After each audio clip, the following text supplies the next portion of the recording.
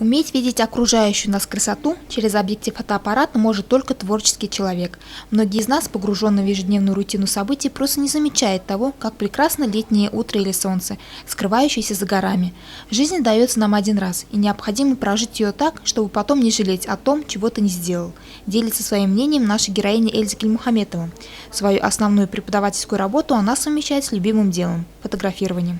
Со временем у меня фотографий стало очень много, и я начала обращать внимание на то, что среди них есть интересные кадры, и их можно людям показать. Почему я открыла эту выставку? Потому что захотела поделиться, чтобы люди увидели, что наша Башкирия, она красивая, Сибай, он у нас тоже не только из домов состоит, но и есть и каждая травинка, там, цветочек. Это все как-то интересно, красиво, чтобы люди увидели. Любовь к фотографированию Эльзе привил ее отец. Девушка с трепетом вспоминает, как он часто запечатлевал разные пейзажи, а потом они вместе проявляли пленку и печатали фотографии. Недавно глава семейства подарил дочери на 25-летие профессиональный фотоаппарат. Все снимки, представленные на этой выставке, были сделаны ранее на простой любительский фотоаппарат.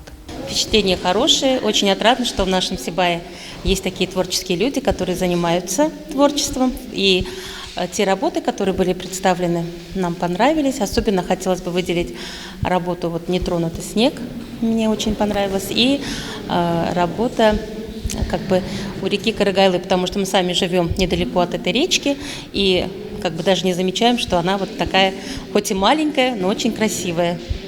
Многие работы молодого фотографа посвящены природе озера Талкас, и это неудивительно, ведь девушка часто там отдыхала в студенческие годы.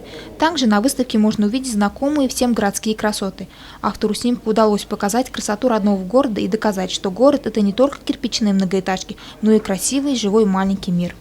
Вы, наверное, вы знаете, по жизни интересный человек, потому что кроме своей основной любимой работы как педагог, вы еще находите время для того, чтобы заниматься творчеством.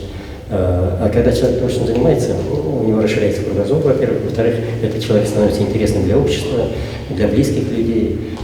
Поэтому вы всегда будете востребованы в обществе.